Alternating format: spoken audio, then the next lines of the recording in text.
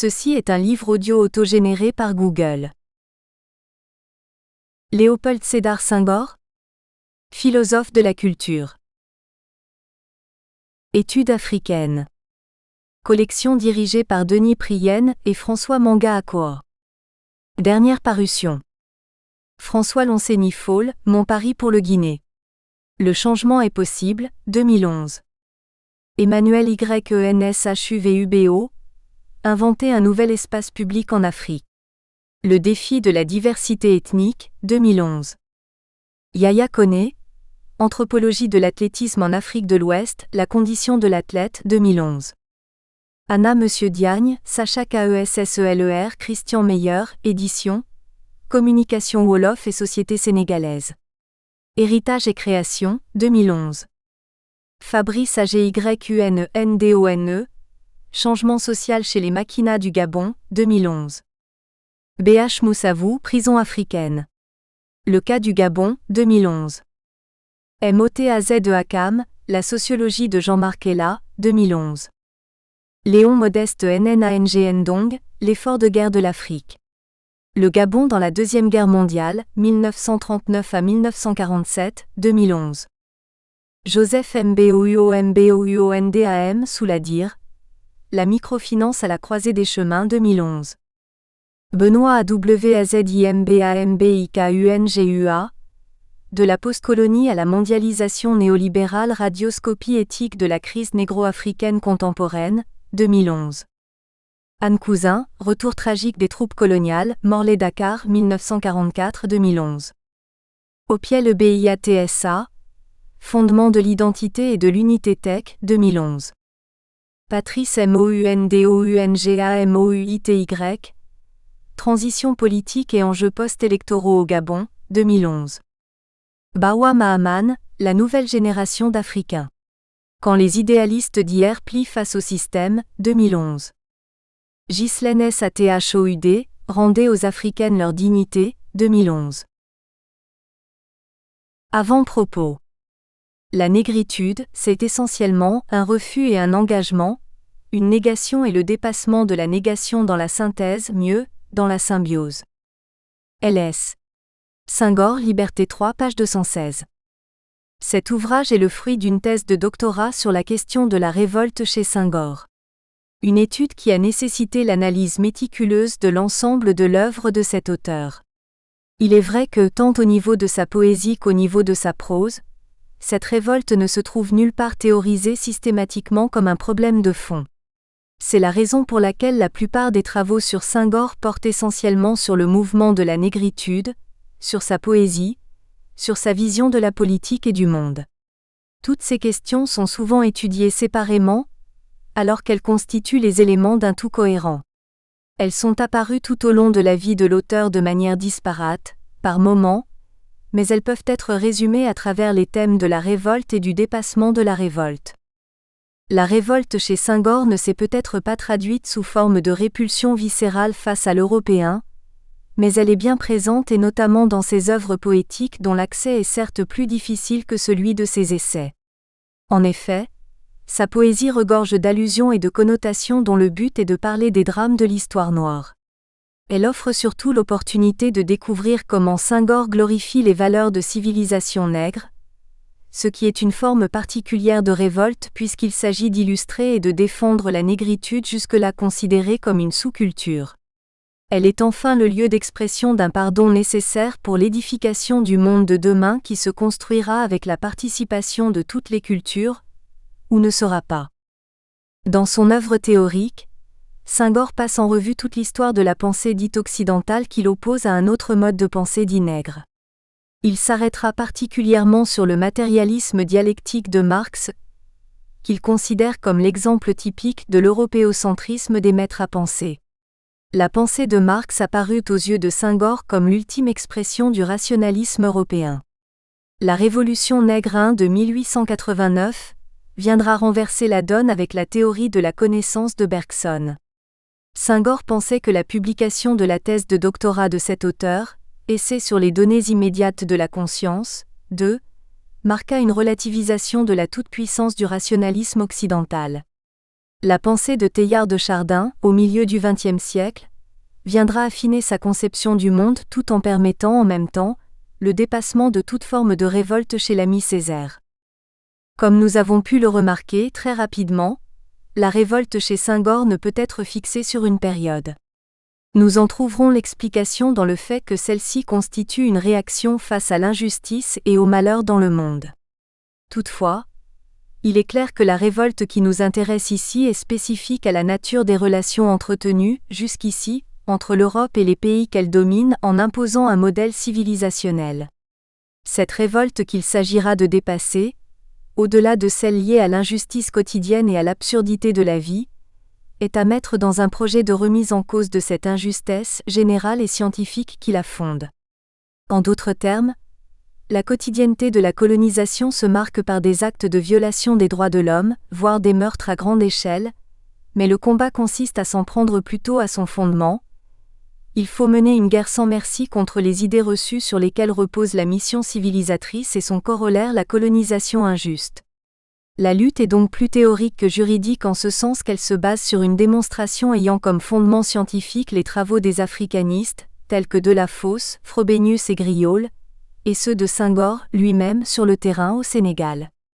Cependant, le combat pour la justesse 3 n'exclut nullement le combat pour la justice. Il en constitue le premier pas. Il s'agit d'abord de démontrer la justesse de la négritude et l'injustesse de l'ethnologie coloniale. Par voie de conséquence, l'issue du combat pour la justice et la liberté contre l'injustice et la colonisation, qui relève de la quotidienneté et du particulier, dépend de la victoire de celui mené contre les thèses pseudo-scientifiques du XIXe siècle. C'est la raison pour laquelle Senghor pense rétablir la dignité noire d'abord par la présentation des civilisations nègres dans leur authenticité, grâce à l'ethnologie, à l'art et à la linguistique moderne qui servent de base explicative à sa poésie. Celle-ci est en effet un moment fort de révolte face à la malheureuse histoire noire. La révolte justifie toute son œuvre poétique, et celle-ci explique toute son œuvre théorique. La révolte de Senghor ne fait certainement aucun doute, mais il arrive très souvent qu'elle soit remise en cause. Qu'est-ce qui a bien pu attirer les foudres de certains écrivains, surtout africains, sur Senghor ? La cause de cet acharnement 4 ne vient-elle pas de cette fameuse schématisation senghorienne ? L'émotion est nègre comme la raison hélène 5 ? Avec cette déclamation poétique, et non démonstration scientifique, Senghor semble commettre le péché originel qui le suit même jusque dans sa vie d'outre-tombe. Christian Valentin VI nous dira que c'est la balle qu'il s'est tirée dans le pied et que nous qualifierons de piège de la révolte. Il passera toute sa vie à la justifier et l'expliquer. Cette phrase, ou ce vers, relève d'une tentative de démarcation et de démarquage vis-à-vis du mode de pensée occidental et entre en droite ligne avec le relativisme culturel des années 1930. Dans cette entreprise, la pensée de Bergson lui fut d'une grande aide car elle constitue une grande opposition au cartésianisme réducteur.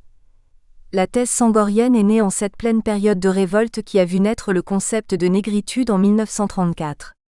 Il s'agit cependant d'une affirmation qui heurte nécessairement une conscience collective, qui veut démontrer au colonisateur sa capacité à analyser les choses de façon rationnelle. Voyons de près ce qu'en pense Mongo Be-accent-aigu-ti, un écrivain camerounais qui semble-t-il a fait des thèses de Senghor son défouloir préféré. Toute sa poésie est dominée par cette voix blanche, qu'il vénère en même temps qu'il la nie.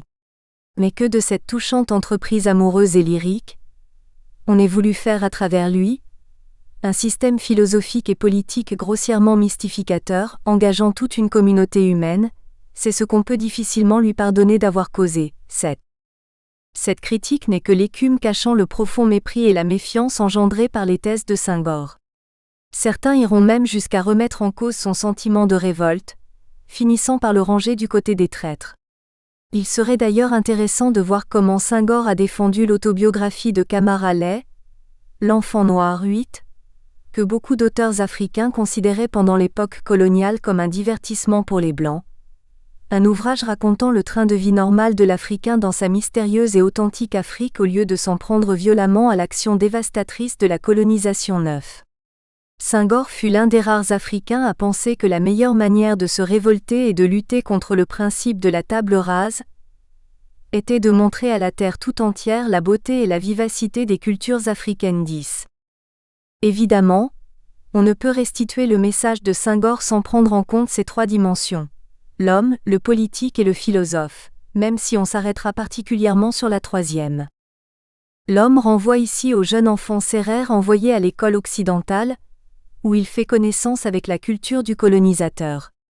Il représente en même temps le début de la révolte. Révolte face à son père qui l'y a envoyé, face à son professeur qui manquait de respect pour sa culture. L'homme renvoie aussi à la période des années 1930 en France, en pleine révolte en compagnie des Antillais. L'homme est donc l'étude de l'être humain face à la domination coloniale, sans autre arme que sa révolte qui exprime un besoin de reconnaissance humaine avant d'être civique ou public. C'est le début de la création poétique.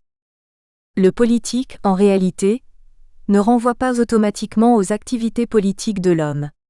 La politique est d'abord poétique, c'est-à-dire qu'elle s'exprime à travers la poésie. Ce point permettra aussi d'évoquer l'engagement de Senghor. Comme nous l'avons vu plus haut, la révolte est un moment, l'engagement en est un autre. Les deux ne se juxtaposent pas mais se suivent harmonieusement. L'engagement, c'est le moment où la révolte se transforme en révolution. De là, apparaît toute l'importance de la poésie chez Senghor. La poésie comme arme de combat. Et cela, Jean-Louis Debré l'a très bien compris quand il a affirmé que c'est bien une vision poétique et idéaliste que Senghor tenta de transposer en politique. 11. Le texte poétique devient ainsi politique, tentative de dépassement de la révolte. Le philosophe évoque le vrai moment du dépassement de la révolte, la période où Senghor retrouve la foi grâce au père Teilhard de Chardin. Il ne s'agit pas d'un retrait de la vie politique, mais de son prolongement. C'est une période intense de réflexion qui récapitule et synthétise les deux premiers.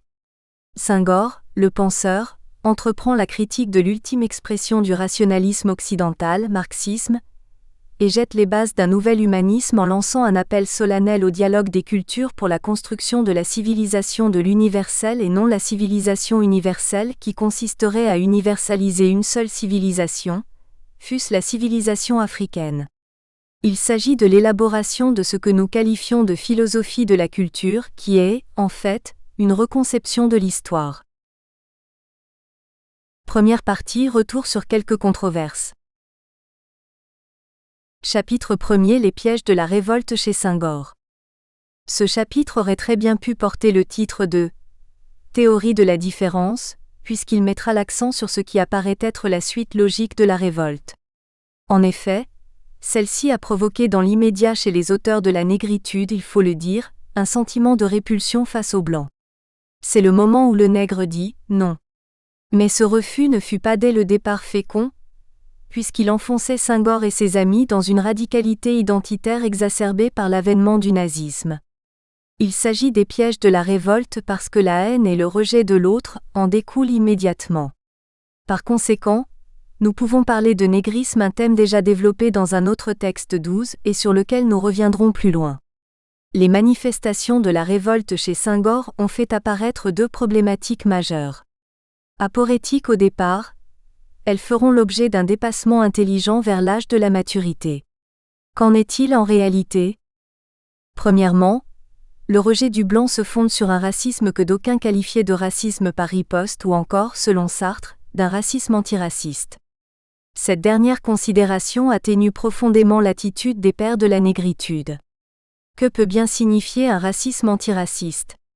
Cela suppose que Senghor et ses amis ne sont racistes que parce que, d'une part, ils ont subi un racisme, et que d'autre part, ils ont de la haine contre le racisme lui-même. Il y a certainement une part de vérité dans cette assertion, mais la réalité est que la première expression convient le mieux à l'attitude de ces Noirs, alors jeunes étudiants à l'époque. Il s'agit donc d'un racisme par riposte, d'un négrisme, c'est-à-dire une vision nègre suprématiste 13, non loin de l'afrocentrisme qui avance l'idée selon laquelle tout ce qu'il y a grand dans le monde se rapporte d'une manière ou d'une autre au peuple noir. C'est la riposte contre l'européocentrisme des maîtres à penser donc, de la défense des peuples noirs. Deuxièmement, ce négrisme se fonde sur une glorification des valeurs de civilisation nègre. Senghor lui-même parlait de défense et d'illustration de la négritude 14. Cette entreprise exprime sa fierté d'être nègre. Elle se base sur une étude théorique qui lui permit d'afficher à la face du monde ce qu'il considérait comme étant l'essence même de la négritude. Dans son combat, pour défendre et illustrer cette négritude, Senghor s'est engagé dans une réflexion poussée pour dire ce qui fait qu'un nègre est un nègre. Et cette définition se fait par opposition à l'homme blanc exclusivement, et remet en cause dans une certaine mesure l'identité générique de l'humanité. Cette théorie de la différence se fonde sur la théorie de la connaissance chez Bergson qui place l'intuition, l'émotion selon Senghor, à un niveau jusque-là strictement réservé à la raison. Elle se base aussi sur l'ethnocaractérologie qui permet à Senghor d'établir une catégorisation ethnique, en tant que fruit de l'histoire et de la géographie. 1. La tentation du négrisme. C'est dans les tout premiers essais de Senghor que se trouvent théorisées les valeurs authentiquement nègres. Ce que l'homme noir apporte 15 est le titre du texte écrit par Senghor en 1939. Texte plaidoirie en faveur de la négritude. Le terme nègre s'y trouve répété 2, 3 voire 4 fois ou plus dans la plupart des paragraphes, et l'on remarquera que c'est à dessein que Senghor s'efforce de l'imposer. Il s'agit clairement de l'affirmation d'une fierté assumée. Si l'on s'autorise à parler de racisme sans jugement axiologique, on peut dire ici que celui-ci n'est pas l'apanage d'une race. Parler de race élue même de façon sous-jacente ou implicite revient à en glorifier une et en exclure d'autres si tant est qu'on puisse parler de race et que ce terme ait un sens. Il ne s'agissait pas d'un racisme antiraciste, mais d'un racisme par riposte et qui fut en réaction contre l'environnement toujours hostile du monde blanc, mais ceci n'en constitue pas une circonstance atténuante. En d'autres termes, le combat contre le racisme ne doit se fonder sur aucune forme de racisme. La négritude, au départ, fut l'expression d'un ressentiment et Sartre avait raison de dire qu'avec ce mouvement, le nègre n'a fait que ramasser cette insulte qu'on lui avait jetée à la figure pour en faire une arme. Par conséquent, ce racisme est à mettre sur le compte d'une fierté retrouvée. Le sentiment de fierté non relativisé et non maîtrisé est à la base de tout racisme. D'ailleurs, l'adjectif fier vient latin ferus, c'est-à-dire farouche, un terme qui désigne le naturel non apprivoisé donc capable de cruauté et de sauvagerie. Cette étymologie montre à bien des égards que le fier n'est pas sociable et refuse le contact avec l'autre. Par conséquent, la fierté raciale qui conduit à l'ethnocentrisme et au racisme est sauvage puisqu'il est essentiellement refus de l'altérité. Cette démarche, consistant à faire connaître la beauté des valeurs de civilisation propres au monde noir, apparaissait dès le départ comme minée par la révolte. Sous la bannière du négrisme, cette révolte poussée jusqu'à ses ultimes implications n'était pas en réalité très différente du radicalisme occidental et de son mépris pour le noir. Les années 1930 qui ont connu la montée fulgurante du fascisme, constituent aussi pour les auteurs de la négritude une période de refus pratiquant radicalement le démarquage et le rejet systématique de ce qui est proposé par l'Europe. Cela se manifeste dans la littérature, dans la politique et même dans les relations que Césaire, Damas et Senghor pouvaient avoir avec les femmes européennes.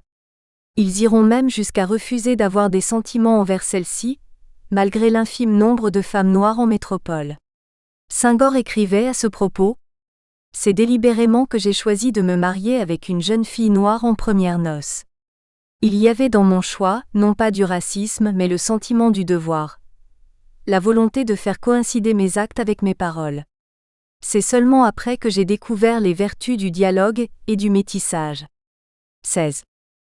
Peu importe la raison avancée par Senghor. Il s'agit là de l'extrait d'une lettre qui remonte au 6 octobre 1970. 35 ans s'étaient écoulés entre le mouvement de la négritude et la rédaction de cette lettre. Senghor avait donc suffisamment de recul pour parler de cette période. La confession suivante est sans équivoque. Je le confesse, notre orgueil se transforma vite en racisme. Il n'est pas jusqu'au nazisme qui ne fut accepté pour renforcer notre refus de coopération. Nous avions alors la sincérité de la jeunesse et de la passion. Nous comprenions enfin que le racisme c'était la haine et la violence. 17. Dans ses entretiens avec Mohamed Aziza publiés en 1980, il reviendra sur cette radicalité. Il ne s'agit donc pas d'une invention, mais d'une réalité vécue par des jeunes révoltés. Leur réaction normale parce que première voire primaire fut un rejet raciste du monde blanc. Dans les années 30, tout ce qui était blanc, la raison discursive, la morale chrétienne, est l'imitation de la nature, voire le socialisme scientifique et la femme blanche, tout était rejeté par nous au nom de la négritude. 18. Pour comprendre ce racisme noir, il faut replonger le mouvement de la négritude dans le contexte des années 30. En effet, le nazisme venait de s'imposer en Allemagne et commençait à s'exporter. Les premiers actes forts d'Hitler laissaient clairement apparaître le projet nazi. La publication de la traduction en français de Mein Kampf 19, en 1934, a permis de prendre effectivement connaissance d'un contenu jusque-là connu par ouï-dire. Cette théorie du racisme et de la nécessité de l'épuration ethnique officialisait en quelque sorte la barbarie en Europe. S'ensuivirent précipitamment beaucoup d'événements qui ont fait comprendre aux jeunes noirs de l'époque tels que Césaire, Damas et Senghor que leur existence en tant que noirs était menacée. Et en plus, à cette période, la vie en métropole leur rappelait leur statut de nègre avec cette charge explosive que représentent les préjugés, l'esclavage et le colonialisme. Il fallait qu'ils se dressent à la mesure de leurs moyens, pour s'y opposer. Pour ce faire, l'affirmation de l'identité nègre était plus que nécessaire et passait forcément par un retour aux sources. Quand Senghor citait Claude McKay, écrivain américain d'origine jamaïcaine, il savait que cet auteur venait de dresser très nettement la ligne directrice de la négritude, c'est-à-dire la glorification de la race noire.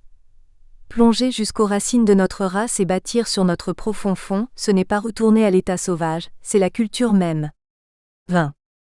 En réalité, le nazisme fut un prétexte, on eût dit la goutte d'eau qui a fait déborder le vase, car le malheur nègre n'a pas commencé avec la publication de Mein Kampf. Césaire verra d'ailleurs un Hitler qui s'ignore dans l'ethnologie coloniale, l'esclavage et la colonisation 21. Cette entreprise de démarcation vis-à-vis de l'homme blanc ne date pas des années 1930. Le XXe siècle en fut juste la coucheuse. Les grandes tentatives de l'intelligentsia noire, depuis le XIXe siècle avec Blyden jusqu'au mouvement panafricaniste avec Dubois et surtout Marcus Garvey, sont autant de preuves que les Noirs étaient animés d'une certaine volonté de puissance. Il reste maintenant à savoir si celle-ci avait pour fin la reconnaissance ou la vengeance, ou encore le racisme puriste avec comme procédé la domination et l'extermination des autres peuples purement et simplement. C'est une remarque que l'on évite souvent de souligner, mais elle a le mérite d'élucider une réalité. Toute puissance, quelle que soit son origine, a toujours cherché à dominer et ceci depuis l'aube des temps. Pour revenir à la négritude, il faut dire que ce mouvement voulait faire comprendre à qui veut l'entendre qu'il existe une civilisation nègre, mais encore que celle-ci est pure et authentique. Césaire emploiera plusieurs fois l'expression abréviative d'Alléluia, Eya, 22, pour louer ceux qui n'ont rien inventé mais à qui le monde devait tout. Senghor, de son côté, ne se limitera pas à la poésie. Il élaborera toute une théorie sur l'authenticité et la place des civilisations noires dans le monde. C'est lors de cette grande entreprise de révolter qu'interviennent les pièges théoriques et aporétiques, qui mirent Senghor mal à l'aise en pleine période de maturité intellectuelle dont les stigmates étaient encore perceptibles même au moment du dépassement de la révolte. Les notions d'authenticité et de pureté sont au cœur de ce négrisme. L'un de ses derniers ouvrages, Œuvre poétique 23, qui nous le savons, regroupe toute sa poésie, a l'avantage d'offrir une claire lisibilité de ce que Janvier Amela 24 qualifie d'idée de la pureté du sang nègre. En effet, ce qui frappe d'emblée le lecteur, c'est évidemment les titres des principaux recueils, Chants d'ombre, Hostie noire, Éthiopique, Nocturne. Il n'est point utile de les commenter. Essayons plutôt d'en appréhender quelques vers car les titres parlent d'eux-mêmes et sont d'une rare éloquence. Femme nue, femme noire. Vêtue de ta couleur qui est vie, de ta forme qui est beauté. J'ai grandi à ton ombre, la douceur de tes mains bandait mes yeux. Et voilà qu'au cœur de l'été et de midi, je te découvre, terre promise, du haut d'un haut col calciné. Et ta beauté me foudroie en plein cœur, comme l'éclair d'un aigle. Femme nue, femme obscure. Huile que ne ride nul souffle, huile calme au flanc de l'athlète, au flanc des princes du Mali. Gazelle aux attaches célestes, les perles sont étoiles sur la nuit de ta peau. Délices des jeux de l'esprit, les reflets de l'or rouge sur ta peau qui se moire. À l'ombre de ta chevelure, s'éclaire mon angoisse au soleil prochain de tes yeux 25. Dans ce fameux poème, Femme noire, Senghor expose la beauté des valeurs de civilisation noire. Le poème, dans son intégralité, est une métaphore qui permet à l'auteur de glorifier l'Afrique, cette terre promise, à travers l'image de la femme noire. Senghor semble s'approprier le Deutéronome 26, qui annonça, il y a quelques milliers d'années, la bonne nouvelle au peuple juif, son élection.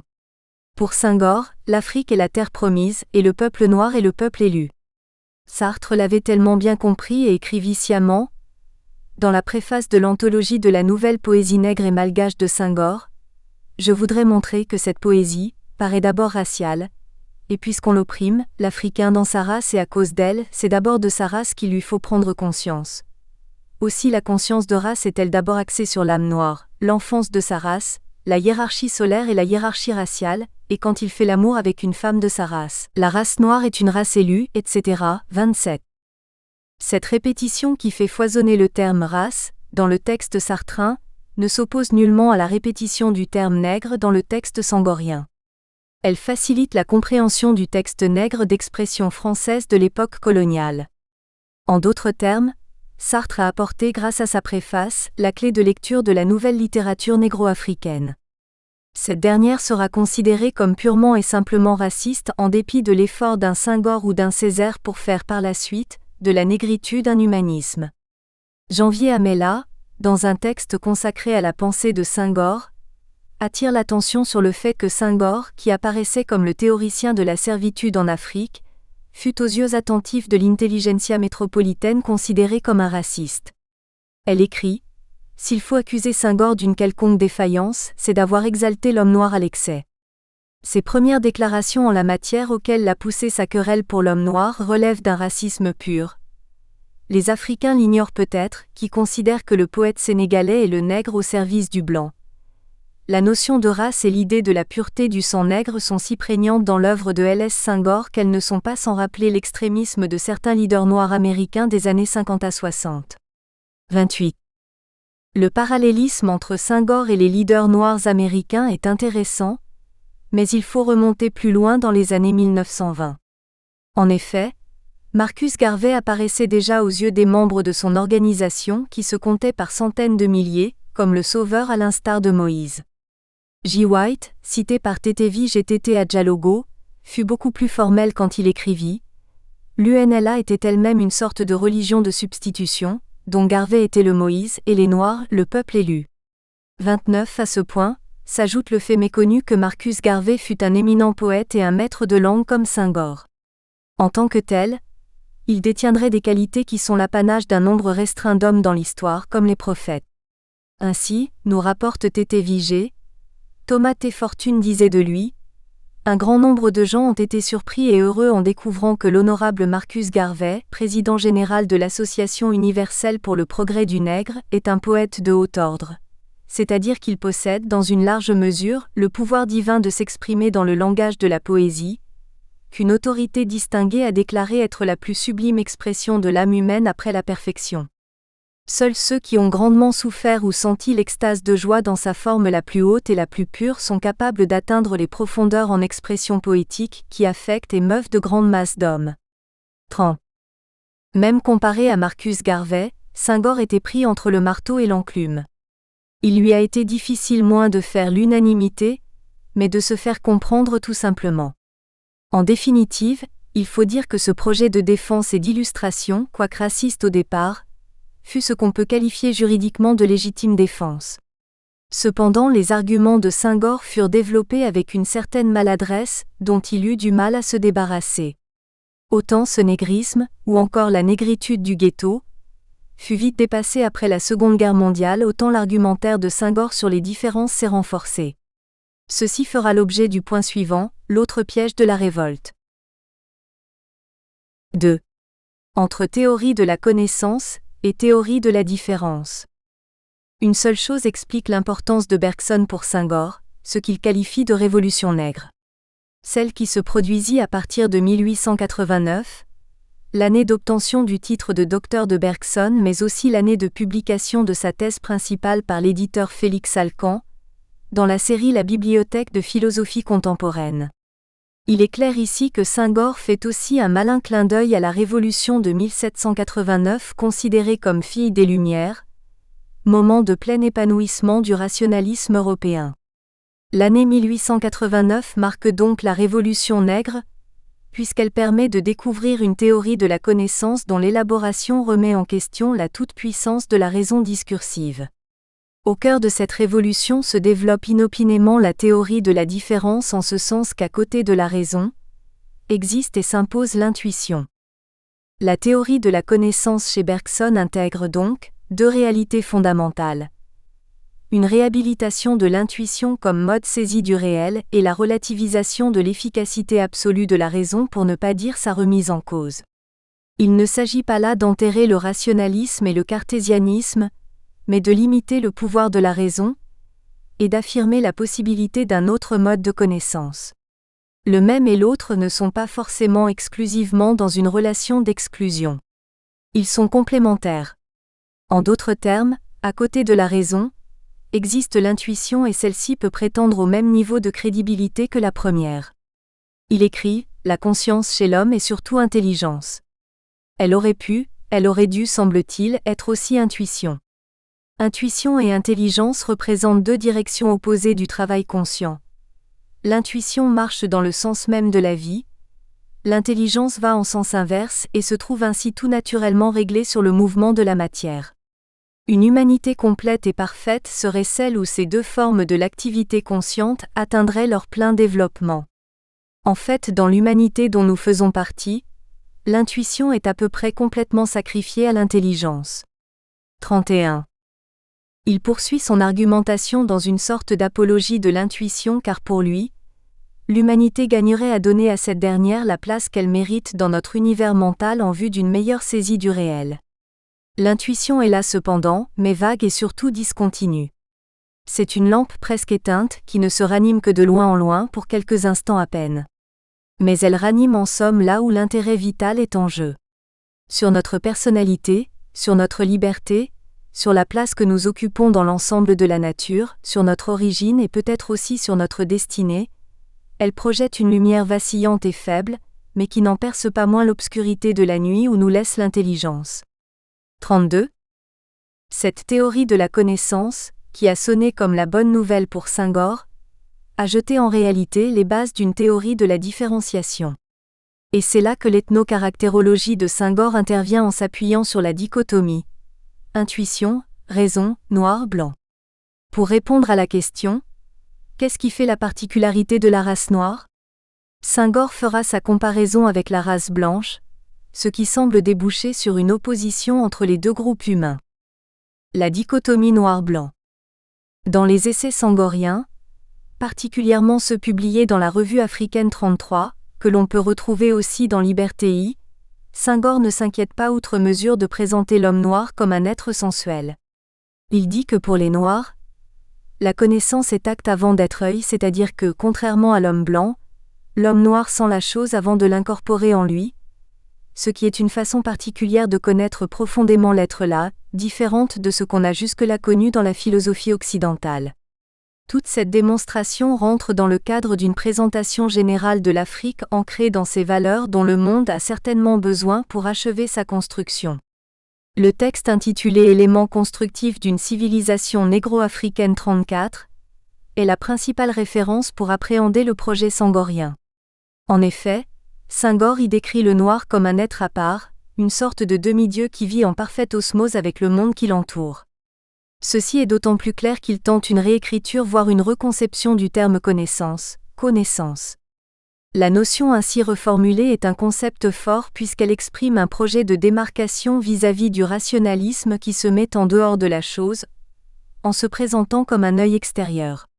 Pour Senghor, le connaître africain revient naître à et avec la chose. Il s'agit d'une connaissance intuitive et charnelle puisque le sujet tente à s'assimiler à l'objet. C'est un sensuel, un être au sens ouvert, sans intermédiaire entre le sujet et l'objet, sujet et objet à la fois. Il est d'abord son, odeur, rythme, forme et couleur. Je dis tact avant que d'être œil comme le blanc européen. Il sent plus qu'il ne voit, il se sent. C'est en lui-même, dans sa chair, qu'il reçoit et ressent les radiations qu'émet tout existant objet. Ébranlé, Il répond à l'appel et s'abandonne, allant du sujet à l'objet, du moi au toi, sur les ondes de l'autre. Il meurt à soi pour renaître dans l'autre. Il n'est pas assimilé. Il s'assimile, il s'identifie à l'autre, ce qui est la meilleure façon de le connaître. 35. Quel est l'objectif de Senghor ? Tout est parti, en fait, de ce projet de démarcation vis-à-vis du mode de saisie du réel dans la tradition philosophique occidentale. Après la philosophie bantoue du R.P. Temples 36, Alexis Kagame 37 entreprit un travail pour comparer la philosophie bantoue rwandaise de l'être à l'ontologie aristotélicienne. Ce qui est ressorti de cette étude est le constat qu'il existe une table des catégories chez les bantous, mais que la notion d'être n'a aucun sens chez eux. Chez les bantous on n'est pas, on existe. Le radical NTU qui signifie être est toujours déterminé donc préfixé. On parlera de bas NTU, mu NTU, UK NTU, AA NTU, etc. 38 Le NTU ou être tout seul ne veut absolument rien dire. Il faut dire que cette philosophie fraîchement découverte en Afrique ne laissera pas Senghor indifférent. Il pensera que cette différence ou cette différenciation entre l'ontologie européenne et l'ontologie africaine repose sur le fait que la raison occidentale est différente de la raison africaine, et il entreprit un exercice qui aboutit à l'opposition entre la raison discursive et la raison intuitive sous l'autorité bienveillante de Bergson. C'est comme si Senghor sentait la nécessité de prendre en charge et d'intégrer parfaitement l'intuition dans le dispositif conceptuel qu'il était en train de mettre en place pour illustrer et défendre la négritude. Quel intérêt à opposer la raison à l'intuition ? Il faut tout d'abord préciser que pour Senghor l'intuition dépend fondamentalement de l'émotion, et que l'une ne va pas sans l'autre. Avant de répondre à notre question, précisons que Bergson a justement développé sa théorie pour mettre fin à la prédominance de la raison sur l'intuition. Pourquoi vouloir coûte que coûte s'approprier l'une au détriment de l'autre ? La démarche de Senghor est claire. Il faut expliquer et justifier la négligence de la raison discursive dans les sociétés africaines. Dans le texte vu sur l'Afrique noire ou assimilée, non-être assimilé 39, après avoir étudié la spécificité de la communauté noire, Senghor en a tiré une conclusion qui souligne ses qualités et ses défauts. Pour être complet, il aurait fallu cependant approfondir les caractères de la religion négro-africaine et faire une étude de la psychophysiologie du noir 40, qui nous eût permis de déterminer la place très grande qu'occupe l'art dans sa vie 41. Là aussi, ces qualités nous seraient apparues. Mysticisme religieux, prépondérance jusqu'à l'exclusive de tout ce qui dans l'œuvre d'art n'est pas purement artistique. Et aussi ses défauts. Mépris de la raison et des spéculations morales, je ne dis pas, de la morale pratique. Senghor dit bien mépris de la raison, et non absence de la raison. La raison discursive semble en réalité être faite pour les faibles esprits qui ne peuvent avoir une connaissance intuitive de la chose, qui ne peuvent se connecter avec les esprits des ancêtres et des génies. Dans la société sénégalaise, les hommes de connaissance, c'est-à-dire ceux qui sont en lien direct avec le monde ésotérique et divin, sont appelés Borom Bop 42. Il sera difficile de traduire correctement l'expression. Elle souligne tout simplement le fait que la personne a une connaissance des choses qui n'est pas l'apanage de tout le monde. Ce texte date de 1945 et il précise bien que le mépris de la raison, chez les Noirs est un défaut et non une qualité 43. Tous ces textes cités peuvent faire facilement passer Senghor tantôt pour un théoricien animé par la volonté de démontrer la suprématie du noir, tantôt pour un auteur s'inscrivant dans la confirmation des thèses de Lévi-Brûle. L'émotion est nègre comme la raison est laine. C'est généralement cette expression senghorienne qui est citée, mal citée voire déformée pour critiquer l'auteur. Elle requiert cependant quelques explications pour mieux comprendre l'intention de Senghor. Ce qui était au départ un simple aphorisme ou un simple alexandrin provocateur se présentera comme la thèse ennemie à abattre. On s'arrête trop souvent sur cet aphorisme qui, replacé dans son texte et dans son contexte, délivre un message plus profond que la simple décision arbitraire de refuser aux nègres la capacité à raisonner. Qu'en est-il donc de ce nègre auteur du fameux aphorisme ? Ne serait-il pas doué de raison ? Cette expression n'est-elle pas extraite d'un texte rigoureusement argumenté selon les règles de la rationalité ? En réalité, Senghor écrit ceci dans son intégralité. Sensibilité émotive. L'émotion est nègre comme la raison est laine. Eau que ride tous les souffles? Ameux de plein air, battu des vents et d'où le fruit souvent tombe avant maturité? Oui, en un sens. Le nègre aujourd'hui est plus riche de dons que d'œuvres. Mais l'arbre plonge ses racines loin dans la terre, le fleuve coule profond charriant des paillettes précieuses. D'une part, d'après le professeur Souleymane Bachir Diagne 44, dans cet alexandrin, Senghor a essayé de faire une étude comparative entre la sculpture négro-africaine et la statuaire grecque.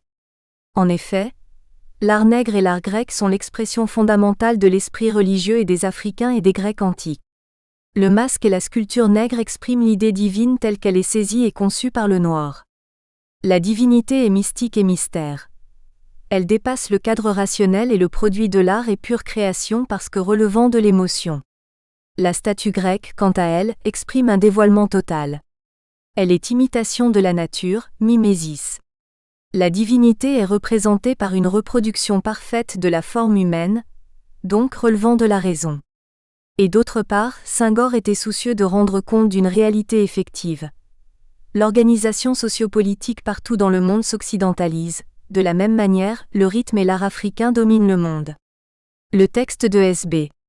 Diagne jette remarquablement bien la lumière sur cette zone d'ombre mais le problème se situe à un autre niveau. Senghor persiste et signe se basant tantôt sur l'ethnologie tantôt sur la caractérologie pour démontrer la différence entre noir et blanc. D'un côté, le noir apparaît comme un être parfait, un demi-dieu. Les blancs qui l'ont compris ainsi ne le lui pardonneront jamais. C'est ce que nous apprend Janvier Amela, professeur de lettres à l'université de... Nous espérons que vous avez apprécié cet aperçu. Pour continuer à écouter ce livre audio sur Google Play Livres, utilisez le lien dans la description de la vidéo.